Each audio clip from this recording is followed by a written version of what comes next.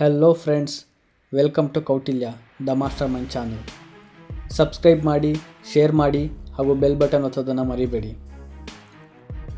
ವಿಷ್ಣುಗುಪ್ತನಿಗೆ ಎಚ್ಚರವಾದಾಗ ನಿತ್ಯಕ್ಕಿಂತ ಸ್ವಲ್ಪ ತಡವೇ ಆಗಿತ್ತು. ಆತುರದಿಂದ ಎದ್ದು ನಿತ್ಯ ಕರ್ಮಗಳನ್ನು ಮುಗಿಸಿ ಹಿತ್ತಲಿನ ಬಾವಿಯ ಬಳಿ ಸೇದಿ ಸುರಿದುಕೊಂಡ ತಣ್ಣೀರು ಮೈಮೇಲೆ ಬೀಳುತ್ತಿದ್ದಂತೆ ರಾತ್ರಿ ತಾನು ಮಲಗುವ ಮೊದಲು ಆಲೋಚಿಸುತ್ತಿದ್ದ ಸಂಗತಿಗಳು ಮತ್ತೆ ಮನಸ್ಸನ್ನು ತುಂಬಿದವು.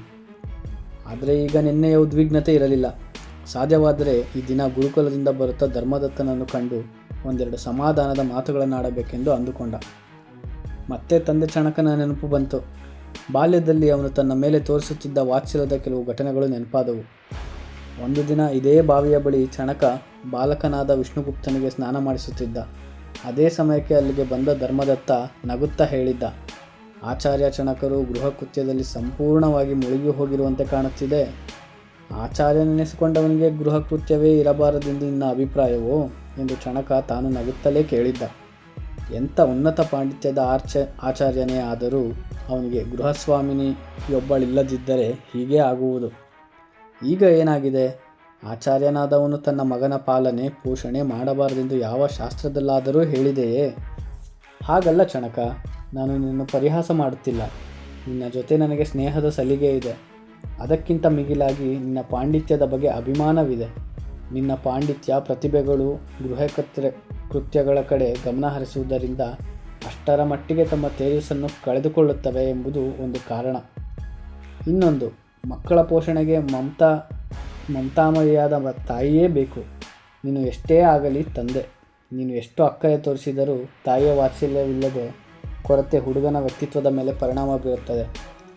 ಇವನ ತಾಯಿ ಇಷ್ಟು ಬೇಗ ನಮ್ಮನ್ನು ಬಿಟ್ಟು ಹೋಗುವಳೆಂದು ನಾನು ನಿರೀಕ್ಷಿಸಿರಲಿಲ್ಲ ಧರ್ಮದತ್ತ. ನನಗೆ ಹೆಂಡತಿ ಇಲ್ಲ, ಇವನಿಗೆ ತಾಯಿ ಇಲ್ಲ. ಏನು ಮಾಡುವುದು? ಈಗ ನಾನೇ ಇವನಿಗೆ ತಾಯಿ ತಂದೆ ಎಲ್ಲ. ನೀನು ಮನಸ್ಸು ಮಾಡಿದರೆ ವಿಷ್ಣುವಿಗೆ ಇನ್ನೊಬ್ಬಳು ತಾಯಿಯನ್ನು ತರಬಹುದು. ಇಲ್ಲ ಧರ್ಮದತ್ತ, ಬಂದವಳು ನನಗೆ ಹೆಂಡತಿಯಾಗಬಹುದು, ಆದರೆ ನನ್ನ ಮಗನಿಗೆ ತಾಯಿಯಾಗುವಳೆಂಬ ನಂಬಿಕೆ ನನಗಿಲ್ಲ. ನಿಜವಾದ ತಾಯ್ತನವುಳ್ಳ ಹೆಂಗಸರು ಇಲ್ಲವೇ ಇಲ್ಲವೆಂಬುದು ಬರೀ ನಿನ್ನ ನಿರಾಶಾವಾದವೆಂದೇ ಹೇಳಬೇಕು. ಈ ವಿಷಯದಲ್ಲಿ ನಾನು ಪ್ರಯೋಗ ಮಾಡಲು ಸಿದ್ಧನಾಗಿಲ್ಲ. ನಿನ್ನ ಮಿತ್ರನಾಗಿ ನಿನ್ನ ಕೀರ್ತಿಯನ್ನು ಕಂಡು ಹೆಮ್ಮೆ ಪಡುವ ತಕ್ಷಶಿಲೆ ವಿದ್ಯಾಕೇಂದ್ರದ ಕುಲಪತಿಯಾಗಿ ನೀನು ಮರೆಯುವುದನ್ನು ಕಾಣುವ ಪುಣ್ಯ ನನಗಿಲ್ಲವೆಂದು ಕಾಣುತ್ತದೆ ಎಂದು ಧರ್ಮದತ್ತ ನಿರಾಸೆಯಿಂದ ಹೇಳಿದ್ದ. ಕೀರ್ತಿಯ ಬೆನ್ನು ಹತ್ತಿ ನಾನು ಕರ್ತವ್ಯವನ್ನು ಮರೆಯಲಾರೆ ಧರ್ಮದತ್ತ. ಕೀರ್ತಿ ಪ್ರತಿಷ್ಠೆಗಳಿಗಿಂತ ನನಗೆ ನನ್ನ ಮಗ ವಿಷ್ಣುಗುಪ್ತನೇ ಮುಖ್ಯ. ಅವನನ್ನು ಬೆಳೆಸಿ ಸಮರ್ಥ ವಿದ್ವಾಂಸನನ್ನಾಗಿ ರೂಪಿಸುವುದು ನನ್ನ ಹೊಣೆ. ಯಾರಿಗೆ ಗೊತ್ತು, ಮುಂದೆ ಇವನೇ ನನ್ನ ಕನಸುಗಳನ್ನು ಈಡೇರಿಸಿಯಾನು. ನನಗಿಲ್ಲದ ಕೀರ್ತಿ ಇವನ ಪಾಲಿಗೆ ಬರಬಹುದು. ಚಣಕನ ಮಗ ಚಾಣಕ್ಯನೆಂದು ಜನ ಗುರುತಿಸಿಯಾರು. ಅದೇ ಕೊನೆ. ಮತ್ತೆ ಧರ್ಮದತ್ತ ಚಣಕನಿಗೆ ಮರುವಿವಾಹದ ಸಲಹೆ ನೀಡಲು ಹೋಗಲಿಲ್ಲ.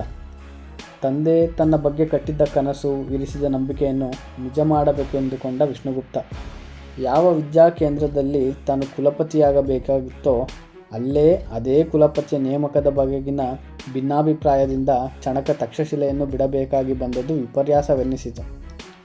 ತಾಯಿಯ ವಾತ್ಸಲ್ಯವಿಲ್ಲದೆ ಬೆಳೆದುದರಿಂದಲೇ ನನ್ನಲ್ಲಿ ಈ ಒರಟುತನ ಬರಲು ಕಾರಣವಾಗಿರಬಹುದೇ? ಮೊದಮೊದಲು ನನ್ನ ವಿದ್ಯಾರ್ಥಿಗಳು ಬೆದರಿದವರಂತೆ ದೇಹ ಹಿಡಿಮಾಡಿಕೊಂಡು ಕೂಡುತ್ತಿದ್ದರು.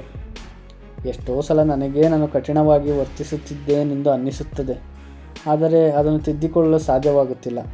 ನ್ಯಾಯವಲ್ಲದ್ದನ್ನು ಕಂಡಾಗಲಂತೂ ಸೌಜನ್ಯದ ಎಲ್ಲೆ ಮೀರಿ ಮಾತಾಡಿ ಬಿಡುತ್ತೇನೆ. ಇದು ನನ್ನ ತಂದೆಯಿಂದ ಬಂದ ಗುಣವೆಂಬುದು ನನಗೆ ಅರ್ಥವಾಗುತ್ತದೆ. ಸ್ನಾನ ಮುಗಿಸಿ ಸಂಧ್ಯೋಪಾಸನೆಯನ್ನು ಪೂರೈಸಿ ಲಘು ಆಹಾರ ಸೇವಿಸಿ ಇನ್ನೇನು ಹೊರಡಬೇಕು. ಅಷ್ಟರಲ್ಲಿ ಧರ್ಮದತ್ತ ಬಂದ. ಇಂದು ಸಂಜೆ ಗುರುಕುಲದಿಂದ ಬರುವಾಗ ಬಂದು ನೋಡಬೇಕೆಂದುಕೊಂಡಿದ್ದೆ. ನೀವೇ ಬಂದದ್ದು ಒಳ್ಳೆಯದಾಯಿತು. ಕುಳಿತುಕೊಳ್ಳಿ ಚಂದಕ ಎಂದ ವಿಷ್ಣುಗುಪ್ತ. ಚಂದಕ ಬಂದು ನಿಂತ.